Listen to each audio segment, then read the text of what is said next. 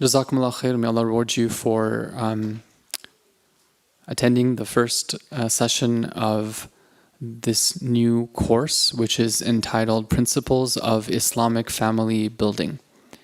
And in today's class, we're going to be talking about what this whole class is all about and what are some of the goals and what does it mean to do Islamic family building and why is it important. Basically, this is my chance to do marketing for the class because we live in that type of world, unfortunately, where everything has to be marketed. No, but actually, it is important for us to understand, like, what is this topic, why is it important, and what does it entail? And on that basis, we can decide whether this is for us or it's not for us. Okay. I did receive a number of people contacting me, like, both locally and also outside of the Bay Area, expressing interest in this class. A number of people said that for whatever reason the timing doesn't work for them, but they are going to, inshallah, be following along in the recorded session. So they're going to get the archive. So for those of you who are present and you don't see a whole bunch of people here, don't worry, you're inshallah going to be accompanied by others. And anyways, what really matters isn't the number, what matters is really that genuine interest in this very important topic that we have. Okay, so every class what I try to do is I try to begin with a bit of spiritual inspiration for us and kind of a reminder. Usually I take it from the Quran or Hadith. And it's just something that, inshallah, by beginning this way, like, it lends us certain, spiritual, flavor to our discussion. And alhamdulillah, we're blessed today to have Brother Mahdi with us as well. So inshallah, he can maybe begin with reciting these verses, and then we'll talk a little bit about them. Bismillah.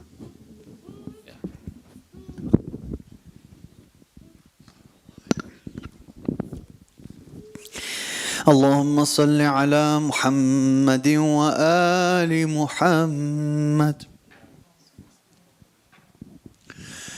أعوذ بالله من الشيطان الرجيم.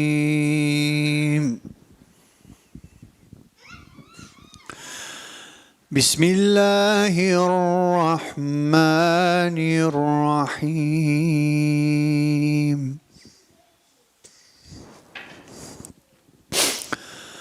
وأقبل بعضهم على بعض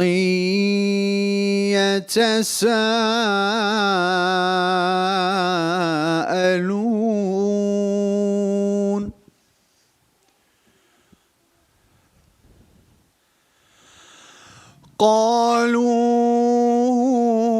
قالوا إنا كنا قبل في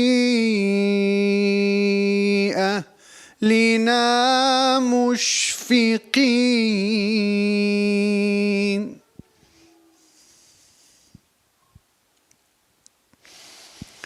فمن الله علينا ووقعنا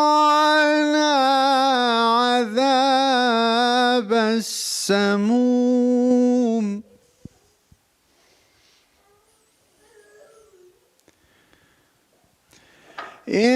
إنا كنا من قبل ندعوه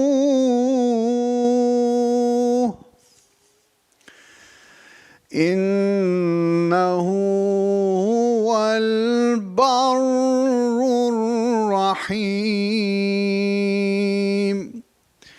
صدق الله العلي العظيم. اللهم صل على محمد وآل محمد وعجل فرجهم.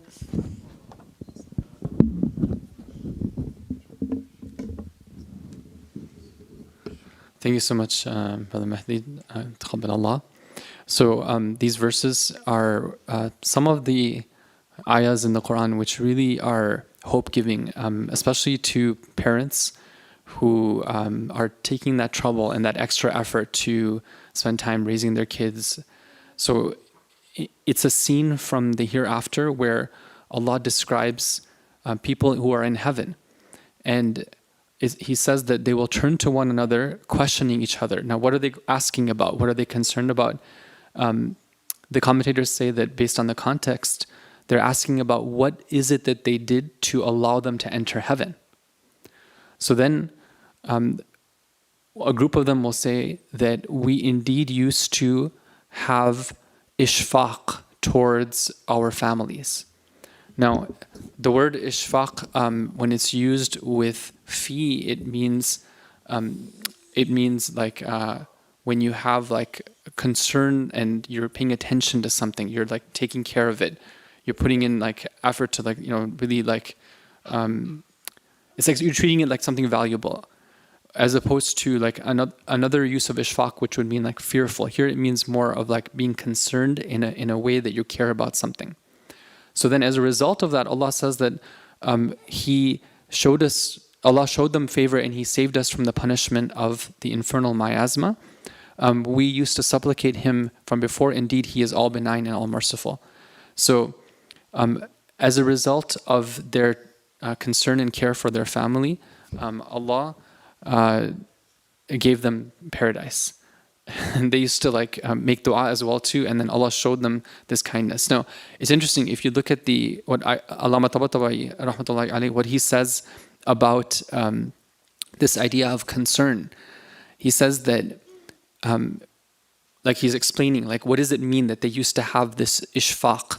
So he says we used to give special consideration to their spiritual prosperity and their deliverance from the destruction of misguidance. Like we used to spend time on this. What can we put into place so that our children will be saved from misguidance, right? So they're actively working on this. We lived with them in a beautiful manner, right? The way that our conduct with them, our behavior towards them, our companionship towards them, it was all beautiful. We would give them good advice. We would call them towards the truth and distance them from falsehood. These are the things that they did, and as a result of that, Allah gave them paradise. That was the reward of it. So this is one of those things which like really like, I feel like for parents, they can refer to this as very hope-giving, that their efforts are noticed, their efforts are inshallah rewarded. And I think it's a very good start to our course, which is about this very topic, which is relating to Terbia or upbringing or family building. How do we raise children according to the principles of the Quran and the Hadith?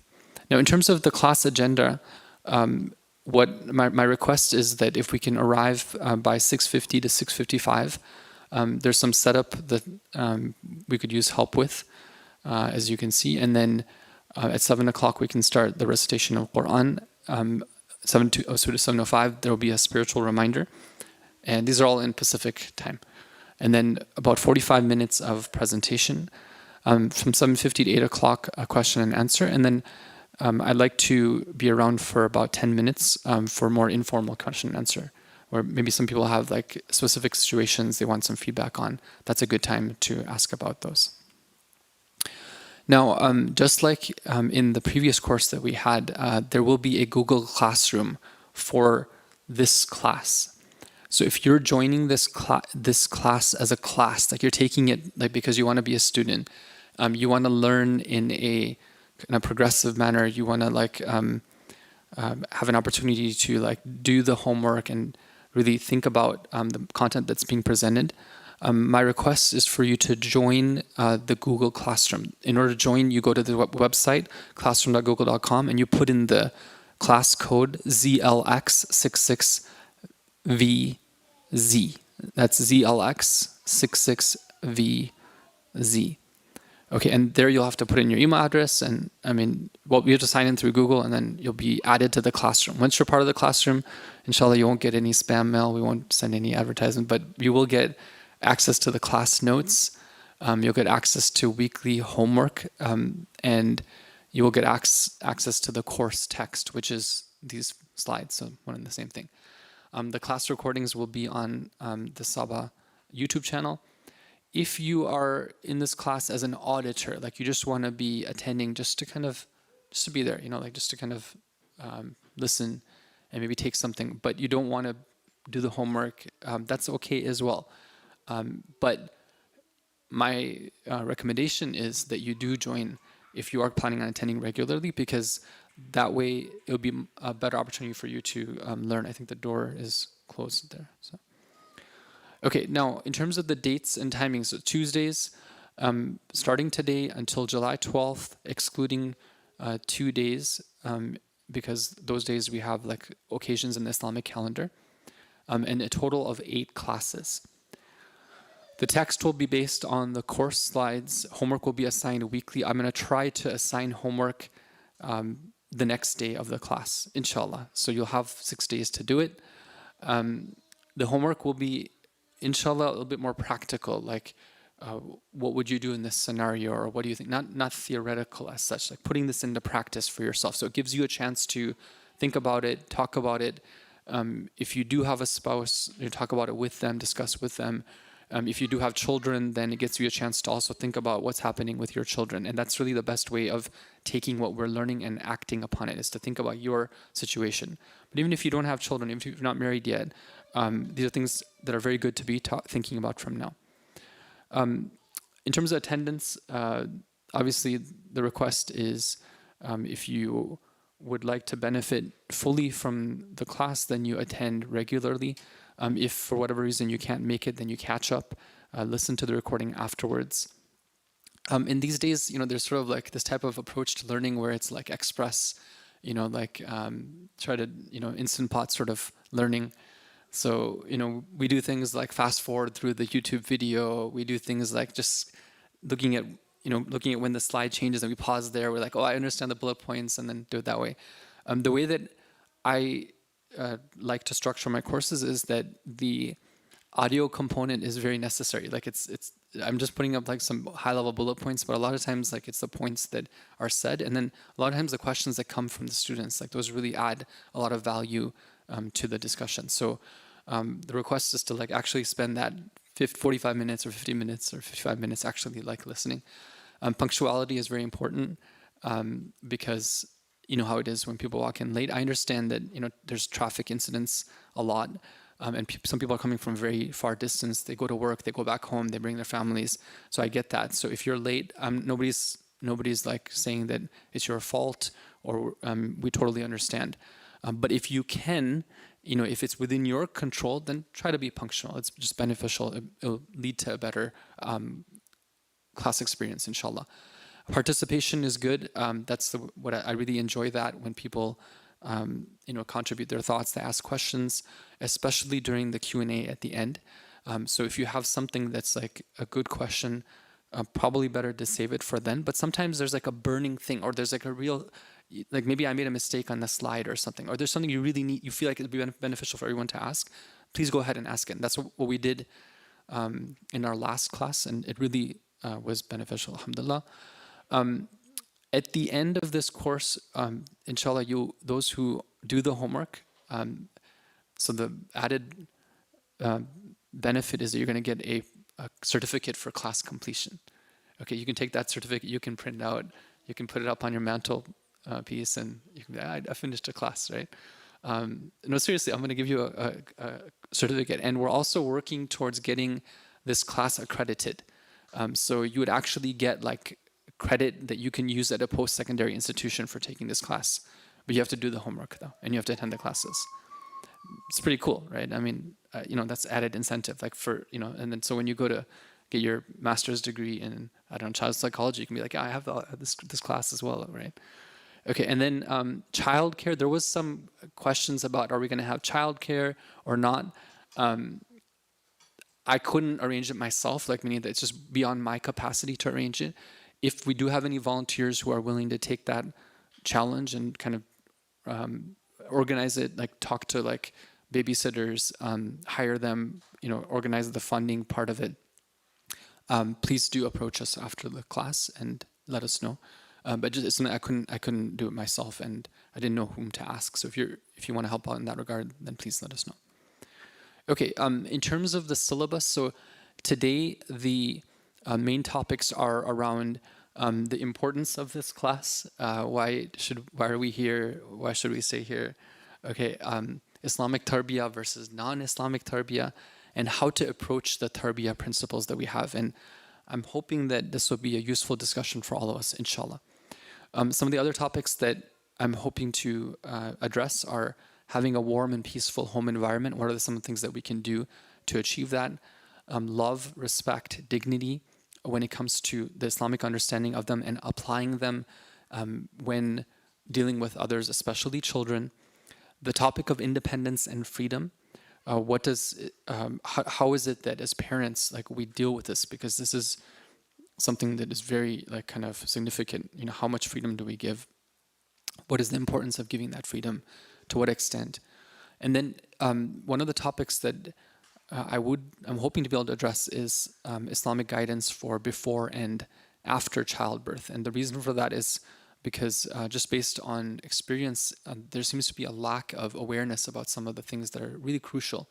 And there's these really important segments in the upbringing of children where it's not being addressed because we haven't talked about it. So let's see if we can get to that.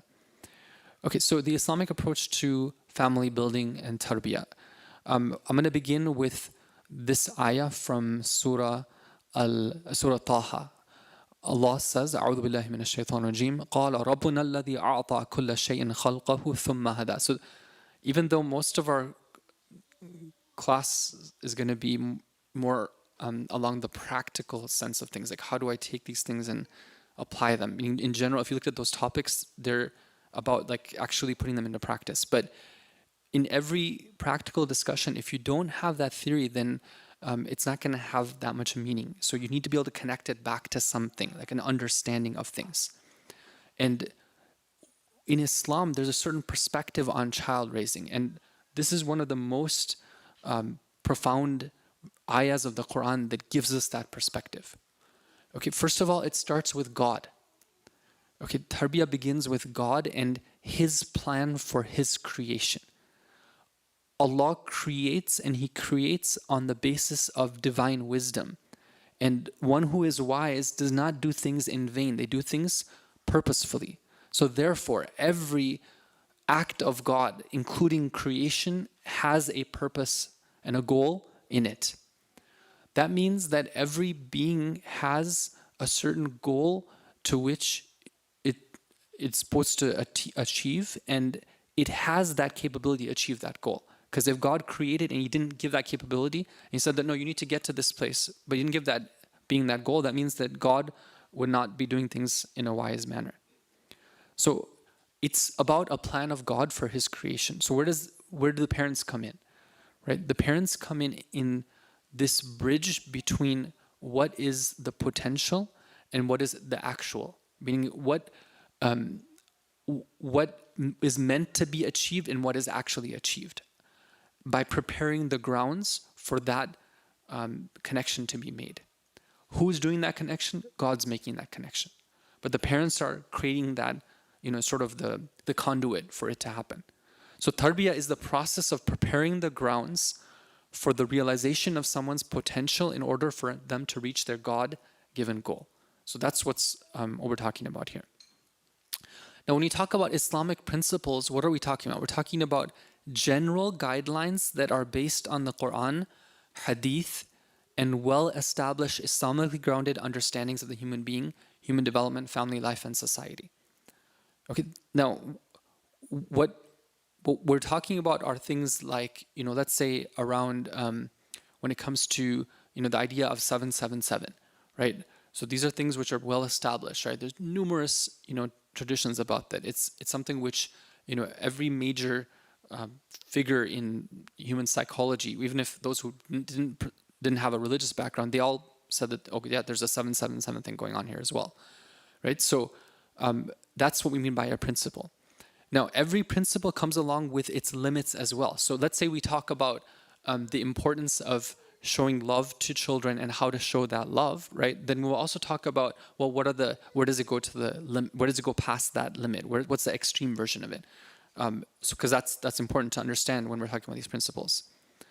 Now, there's some points that we have to understand which will help us in terms of understanding the importance of this class. One of them is that the Islamic principles for Terbia, they work together as part of a system. Kind of like you could say, like in a car, you have all these different systems that need to work together in order for the car to operate. Similarly, in order for a parent's Tarbiyah, for their upbringing to actually be effective, multiple principles have to come and they have to be interoperating, have to be working together. Okay, I'll give you a couple of examples that have been pointed out by some of the great scholars in this field. You all know that, so you know that one of the ways that people, when they want to like show children, like parents, when they want to show children that they're not okay with what the child is doing, one of the techniques that's used is what's called qahr, or like where you basically like you sort of put a chill on your interaction with them. That could be by like not being as jovial as you were before.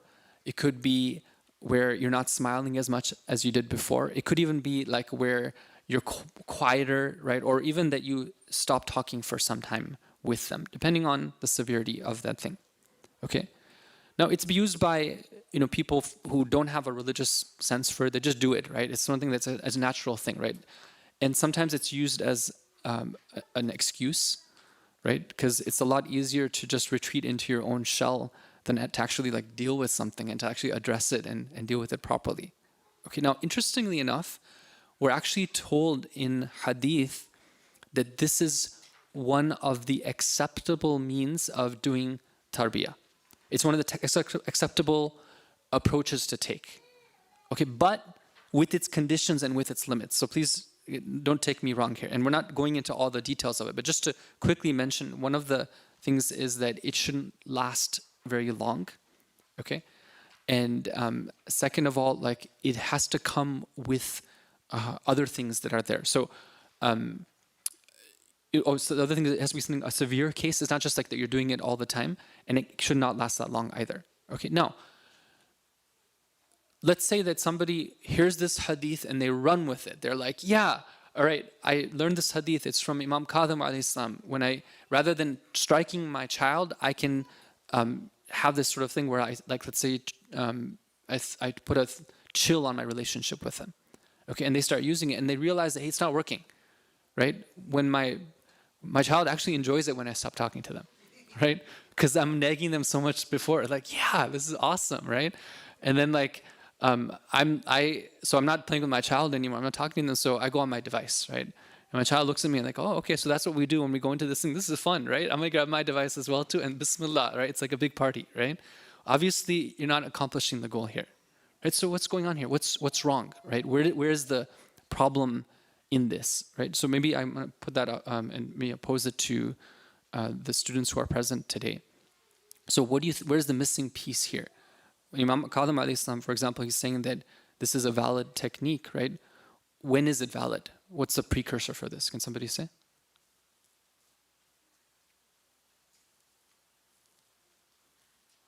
Sorry? Yeah. Okay, definitely that's one case. That as a parent, you're like, hey, this is going to result in like the opposite. I'm not going to do it. But the Imam is giving this to us as a guideline and as a technique. But in what case would it be effective? He wouldn't give it to us if there wasn't going to be effective in any case. So when would it be effective? Yes.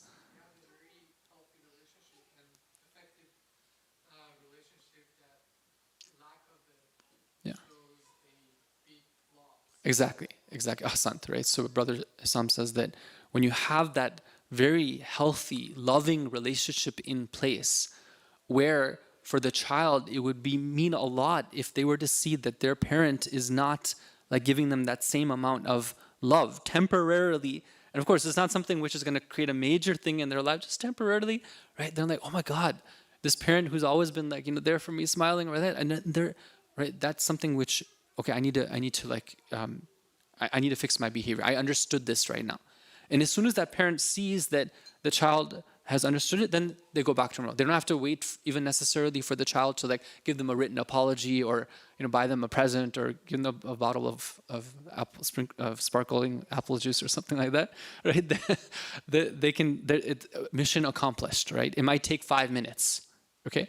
By the way, this is not a technique which is meant to be used for young children, because young children can't even understand this thing, right? So you see how there's a system in place right there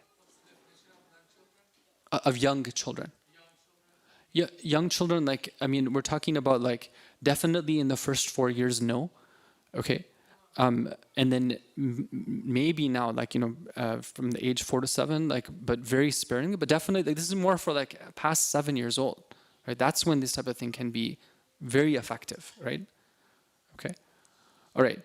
Now, another example is leading by example. So, okay, you probably have all heard of this, that in hadith we're told that we should ask our children to start praying at what age? At the age of?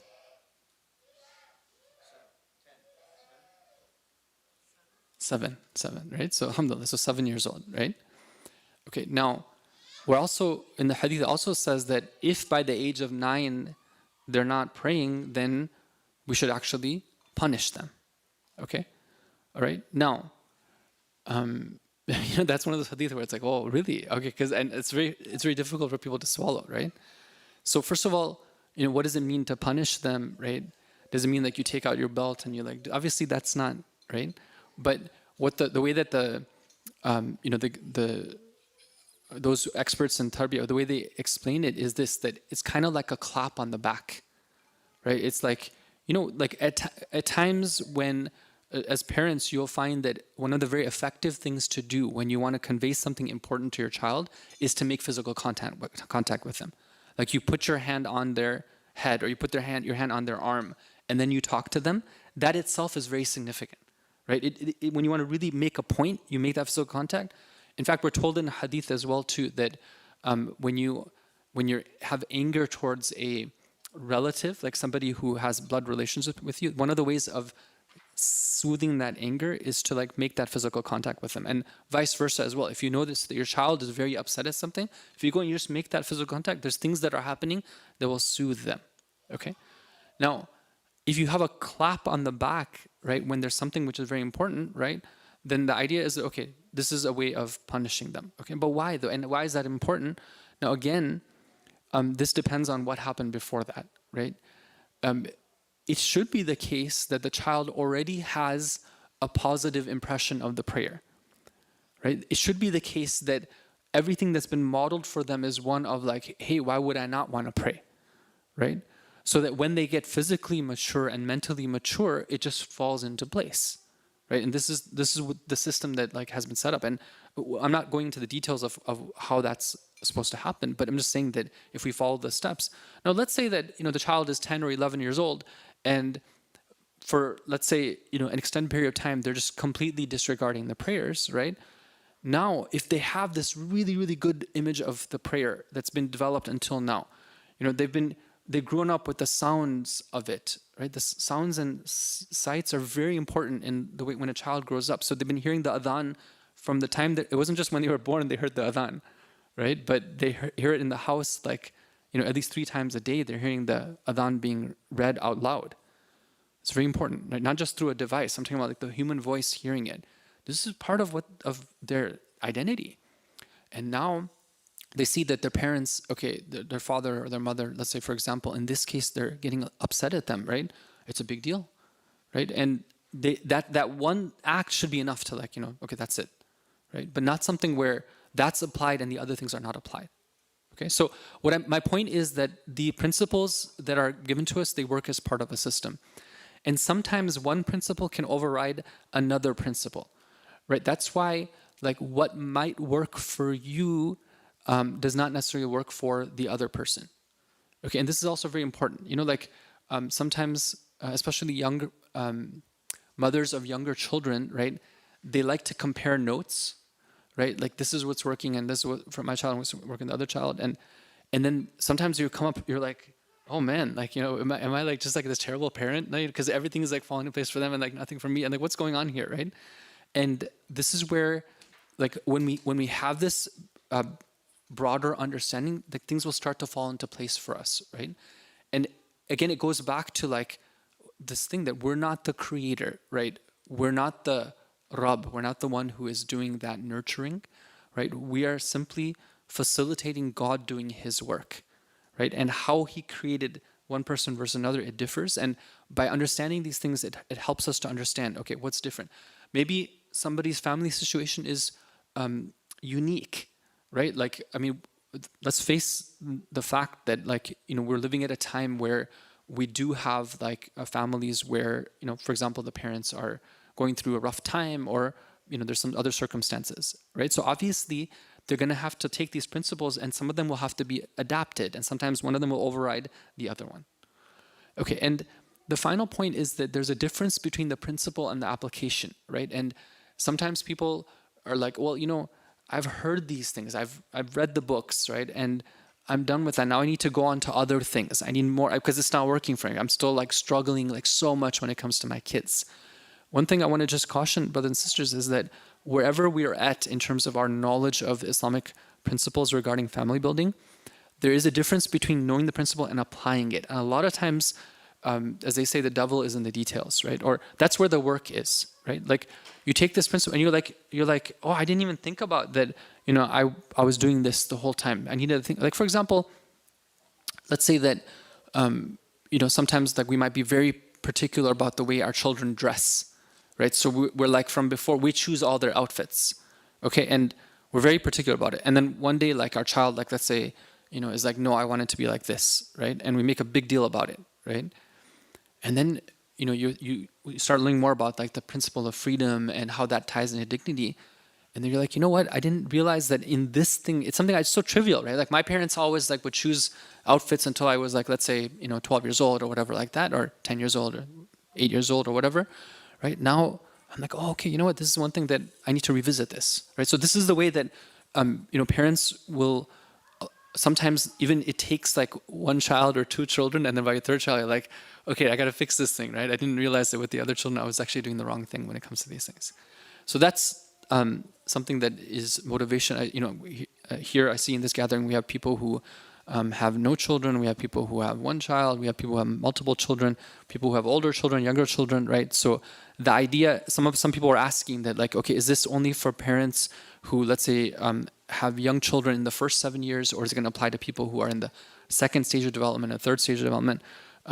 The answer to that is that these principles do apply to children at all ages up until the age of 21, but obviously the application is going to be different depending on the age they're in. Okay, now, when we know these principles, then it helps us to answer a lot of specifics, you know, and one of the things that in today's sort of instant generation, right, what we do is like we want to get instant answers to our questions. So let's say, for example, like I have a question about, like, let's say my child and homework, right? So should I force my child to do homework? So I searched it up on Google. Psychology just today has this article by a psychologist. They're like, okay, this is the way you should deal with your child when it comes to homework. Here's your 5 tips for success, right? And you go for it. You're like, okay, alhamdulillah, I got that, right? And then you're like, okay, well, what about media control? And I'm like, okay, I'm going to look in New York Times has this article about screen time now, you know, in the post-pandemic era, forget about screen time limits, right? Okay, alhamdulillah, I got that down. I'm going to go with that, okay? That approach to coming up with like strategies for raising children is not an ideal approach, okay? It results in a lot of issues, and some of them I'm sure, you know, you can see, and, you know, we could talk about that inshallah a little bit later. But the Islamic approach is that, you know, you're not going to find a hadith about every one of your problems and every issue that comes up. It's not going to be that way. But what you are going to find is general principles where if you understand them well, it's going to give you a way to answer a lot of different specifics. Okay, so let's take an example. The principle of independence and freedom. You know, the idea that Islam puts a lot of emphasis on this, like, a part of human dignity is being able to make your choices. That's why God created us, right? So we want to preserve dignity. Therefore, we have to give children that freedom. But at the same time, right, we all know that if you give children, freedom without limits, then that's going to cause problems as well. So we come to like this really good understanding of what is that principle? Where's the red lines? When does it not apply, right?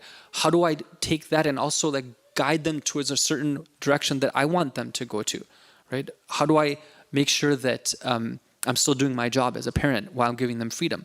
Let's say I got that down. Now I come to these questions like, for example, how much should I care about how messy my kids get, right? You hear this a lot. Like, for example, in certain cultures, especially, like I live with my parents, and my parents are super picky about like my children like making a big mess about things, right? So what do I do in this case right here? They get upset and all these things. So I'm really particular about my child not making a mess. When do I start teaching my child about manners, right? Like what is this concept of manners in Islam? Like, is it important? When does it start? What is that age? How strict should I be on media control? Should I force my child to do homework? What are the major changes I need to make in preparation for developmental stage changes? Like, let's say that my child now is moving towards 6, 7 years old, right? So how do I need to change my strategy, right? Now they're moving towards the teenage years. Okay, how do I need to change my strategy? All these things start to become clearer when I get the principle down really well, right? Because again, I'm not going to, and I can then turn to that principle as opposed to going to like, a person with like, PhD and whatever like that, and saying that you be the one who's my prophet on this matter. Now, they might have some useful things to say, especially about how to apply some of the principles, but I shouldn't go to them. They shouldn't be my first go-to for what that principle is. Okay, there's another principle which is, Islamic Tarbiyah is one of like taking a gradual approach to change, right? You don't do things suddenly when you want to like shift things for your children.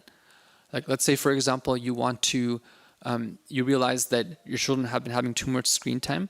Rather than just going cold turkey, you go and you ease them away from that. Let's say, for example, the cry out method, right? That I'm sure everyone's heard about before, right? Like, a lot of times it's prescribed, right? Like, physicians will say that your best approach is just let your children cry it out. Okay. Now, if you think about it, right? This child who was in the womb of their mother being taken care of, completely, just everything was there for them. It's like, all accommodations, 7-star luxury hotel accommodation, everything's there, right? And now they're coming out from that womb, and now they're told that when you cry, you're just going to cry, right? And nobody's going to come and take care of you. You're going to do self-soothing, right? You're like, well, that doesn't work with this idea of gradual changes in Terbia. Yes, one day they're going to have to be able to fend for their own. They're going to have to be able to kind of deal with issues that come up, but not on the first day or the first week or the first month or the first, come on, like this is just a child, a baby here, right? So when we understand this, then things like, okay, how do I respond to their crying? When do I separate them into their own sleeping environment, right? When should I teach them things like memorizing Quran, or reading or math? Like I'm struggling for them to learn the ABCs, and after like a lot of effort, like at 3 years old, my child knows the ABCs. Okay, is that an accomplishment?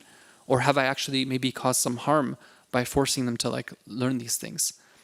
When do I introduce the rules of Islam? Like it's one of the beautiful things that when we look at how Islam teaches us how to gradually introduce things like prayer, fasting and other things, we start to realize, oh, that's an approach when it comes to other things as well. It's all about gradually. And if we do it gradually, it actually works, right? But what happens if I don't take care of these things, and then my child is like 13 years old, it's a boy, and now it's the first time I'm concerned about them praying, then, that's going to be very difficult, right? It's going to be a painful sort of process. Okay, personality types. So one of the things that really helps parents is to have a basic study of personality types. Why? Because again, God created this being, and He has created them in a certain way with certain goal in mind. Now, if I can understand some of the basics about my child's personality type, and I understand my own personality type, that can really help when it comes to my being an effective parent with them. Why? Because a lot of times we tend to reflect our own experience when dealing with our children.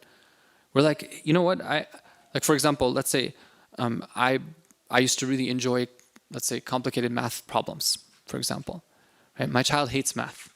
Okay, right? So what am I going to do? Like, am I going to get frustrated and be like, no, this is the way you should be like this, right? You should be a chip off the block, right? I mean, this is, and we get mad at them for that, right? Or do we realize that, maybe my child is, their personality type is different, right? They have a different temperament than mine, okay? And, classically, like the Islamic scholars, based on just ancient wisdom, they had understood that every human being tends towards one of 4 different temperaments, right? So if I understand where I'm at and where my children are, it can really help then. I can then also understand what are some of the fundamental differences between my own children and how does that affect the way that I raise them, and because it can really make a difference. Sometimes like you have one child who's like a very cranky child, right? And sometimes we're like, oh, and compared to like this other kid who's always just happy-go-lucky, they're like calm, smiling all the time, and we think there's something wrong with our child or something wrong with the way that we're doing it. And actually it goes back to realizing this, that God makes people in different temperaments, right? And so, I need to come to terms with that and help them understand the challenges they're facing. There's some children who don't like to leave their comfort zone. How do I motivate them? There's children who have a lot of energy. How do I calm them down? A lot of this can help. It can help us understand if we understand their temperament. How do I guide my child to have a genuine understanding of religion? We have some people, for example, who are people pleasers, right? So they do acts of religion because they want to make other people happy. Okay, and now we all know that like that sort of thing, if it was, like when the person gets tested, right, then what's going to happen, right? Like that faith is there, but maybe it's not such a deep faith, right? On the other hand, there's other people who are, they have a different type of temperament when it comes to these things, right? They are very quick to like they're kind of like they don't settle down with anybody. They don't look at anybody with too much admiration. They don't get attached to anybody. So they might be listening to you right now, but they're going to go to somebody else the next day, right? And that's their temperament. So if I understand that, then I work with them in a different way. So these are some things, again, which can help us to understand that principle. Another example of a principle is, the different roles and responsibilities that Islam carves out when it comes to the role of the father, the role of the mother, right? When I understand that, then it helps me to come to an answer when it comes to certain life things that come up. For example, should I take this promotion that's been offered to me? Should I put my young child in daycare? Should I hire babysitters for my children so I can pursue my career goals? These things can really, if we understand what does Islam say about roles and responsibilities, it helps us to come to an understanding on these types of issues. Okay, now some people say that, these principles are obvious, right? We already knew this. We already knew about things like roles and responsibility, personality types, gradual approach, independence, freedom, right? So what I would say is that these are intuitive. Like when I was saying them, our students were kind of nodding their heads, giving me visual feedback, like, yeah, that makes sense to us, right? It's intuitive, but it's not necessarily obvious. Okay, and let's really understand that. For example, in the first 7 years, like the idea of really limiting my direct orders to my children, that's not something which is obvious. It's intuitive when it's explained, but not necessarily obvious. Okay? If we just do things based on what's obvious to me, then we have potentially disastrous consequences. Things like this, like I'll be Mr. or Mrs. Nice Guy. Like we have some parents who are like that. Right? I'm just gonna be the nice guy, right? Never get into any conflict, never take a hard stand on anything, right? And we have examples of disastrous consequences when people do that. Or the opposite, like no more Mr. Nice Guy, right? Like we're gonna take that approach, right? Okay, well, how does that match up with the need for a child to feel that love and that comfort and that really that special connection with their parents? Or people who always take the silent treatment, we talked about that, like that's not all right. People who are very much influenced by FOMO, like fear of missing out, that I have to do what other people do, otherwise my child is gonna really fall behind. So whether it be extracurricular activities, whether it be devices, whether it be like sending them to summer camps, right? You see people do a whole bunch of things, right? Why are you sending your child to music class? Well, because everyone else is doing it. Okay, well, What about the halal and haram? No, they're going to miss out. Music is really important for developing mathematical ability. Okay, right? So what's the really driving your thing here, right? Sometimes people have 6, 7 extracurricular activities. Why? Because they want to get their kid into Stanford or Harvard or MIT.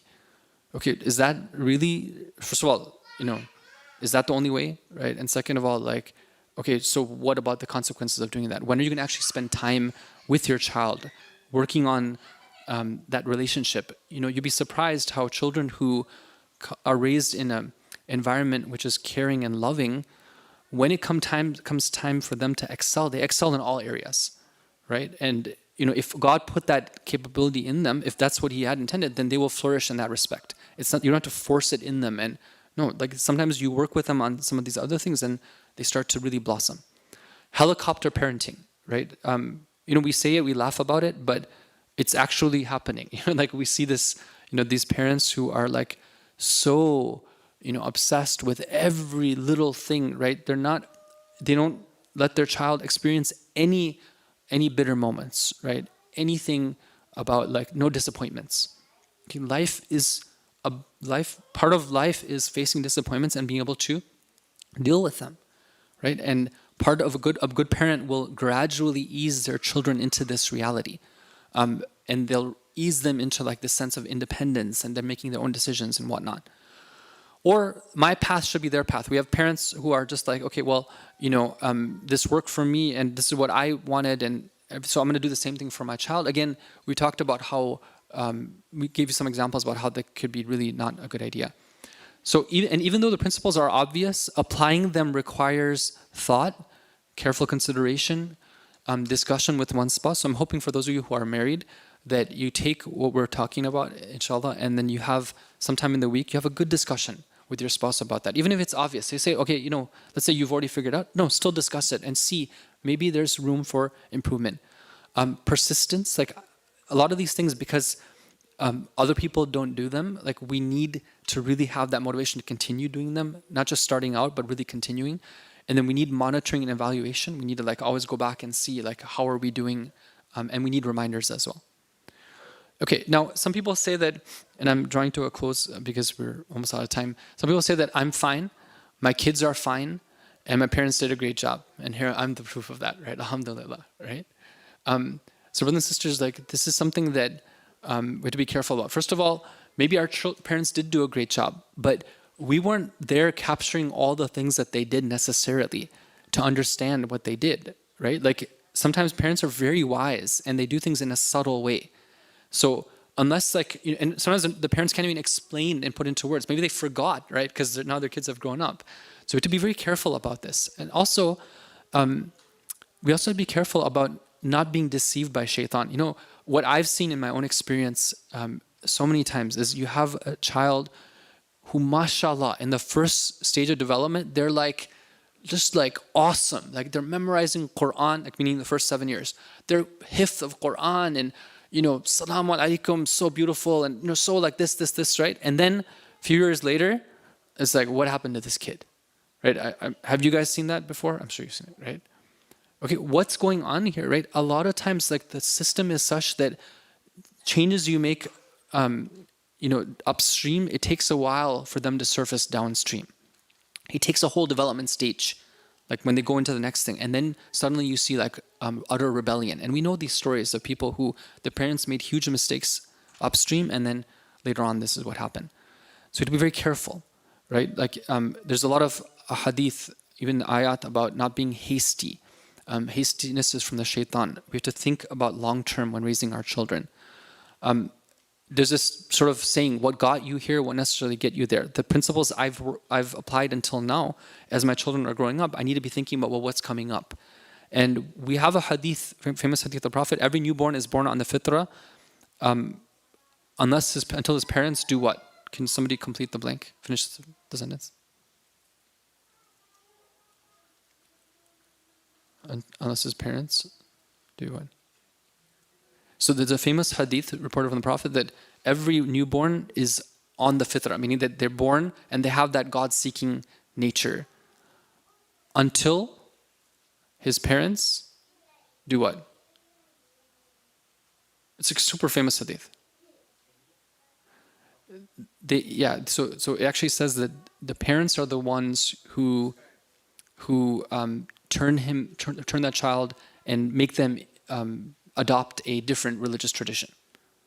Okay, meaning that in Islamic ideology, every child is born as a Muslim, and that's why like people who convert to Islam, they tend to prefer to call themselves reverts because they say that we were born as Muslim. It's because of upbringing that we were told that, okay, for example, take into atheism or secularism or materialism or whatever it is. Okay, so point being that in this hadith, who is responsible for turning that child away? It's the parents, right? So parents play a huge role in the tarbiyah of children.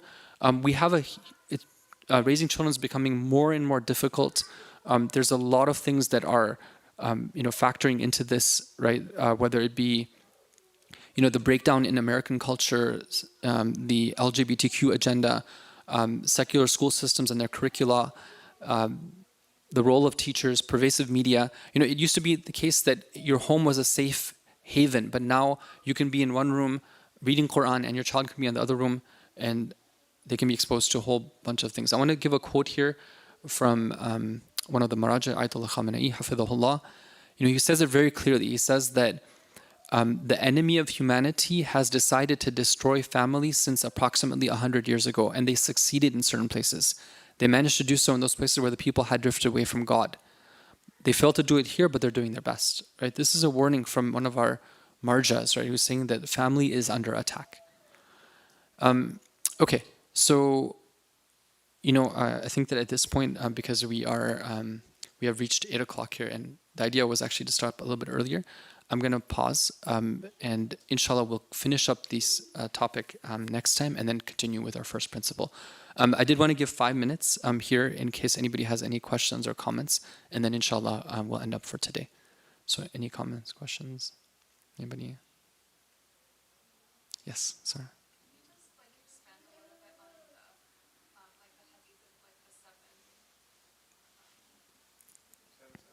Sounds. Sure. So the question is, can you expand on a little bit more on the hadith of the 777? So there's like actually it's a whole topic on its own, but I'll give like the brief, really high level summary. So we have numerous traditions from the Prophet and the Imams where they guide parents to shift their parenting strategy at key developmental stages in a child's growth. And those match up with 7 years. Okay, now there's numerous traditions, but the general concept in the first 7 years is one of really allowing the child to enjoy freedom and not for them to not feel restricted, and for them to like really be that human dignity to flourish.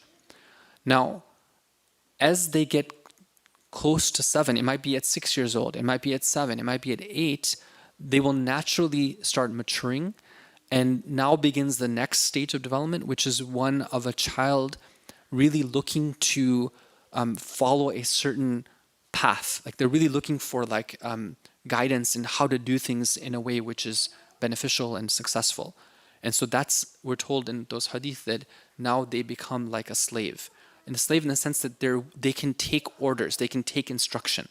And you can see that children, we have, mashallah, educators here, numerous, and they'll say on their experience too that like there's a massive shift that takes place, and this the readiness to like learn.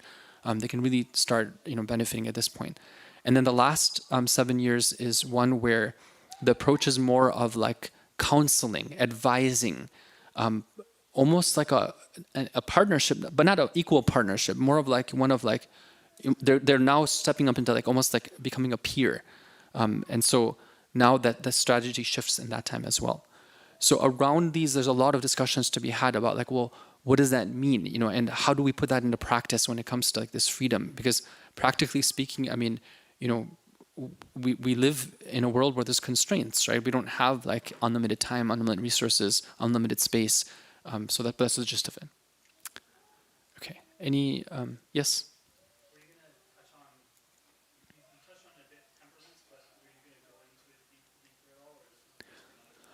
Yeah, so we have 8 sessions in this first course here, and I was thinking that in these 8 sessions of touching on the other topics, and then this topic of the temperance, I was thinking about for the next course, like part 2 of this, which would be like post Muharram, inshallah, depending on if there's continued interest and feedback, we can go. But that one would take like a few sessions to go into then.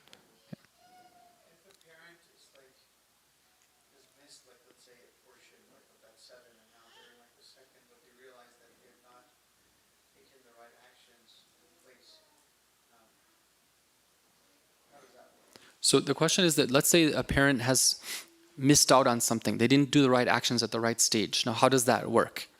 Okay, so we actually had a slide for that, but I didn't get a chance to show it. Now I get a chance to show it. That we're working not alone here. We're not independent entities. We're just like agents.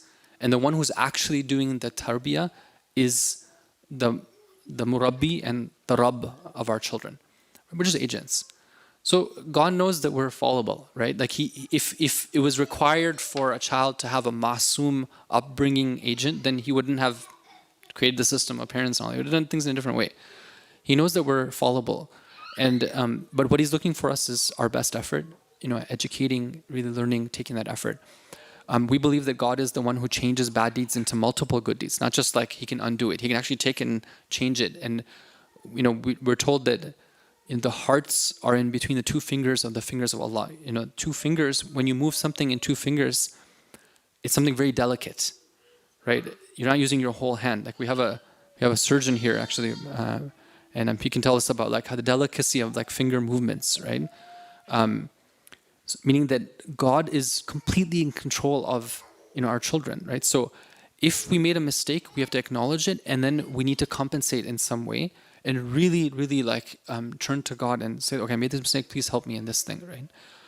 We have examples, so many examples in history of, people who were on one path and then God intervened and they just slowly switched a different way. Particularly around freedom though, if our child, if we were very strict and commanding in the first 7 years, and now we're seeing that a lot of rebellion as our child enters the next 7 years, we need to see if we can give them some breathing room. Let them get it out of their system, and then inshallah once they fall into line, then we go back to this. So we need to kind of be gauging and learn when to advance and then when to retreat slightly, right? But not in a way, of course, where they're going to cross the red line, because now some of them are entering into the stage where they're mukallaf, right? So they're responsible for the Islamic thing, so we can't like completely retreat. Okay, let's recite salawat, please. So just to recap, please join the Google Classroom if you're interested in taking this as a class. Homework will be posted soon. If you're interested in helping to arrange childcare, please speak to myself, or maybe you can speak to Brother Asad. If you have any feedback in general about the course, any suggestions, let's give that right now so we can make the changes for the upcoming classes. Thank you. I'll still be here if anybody wants one-on-one sort of topic or conversation.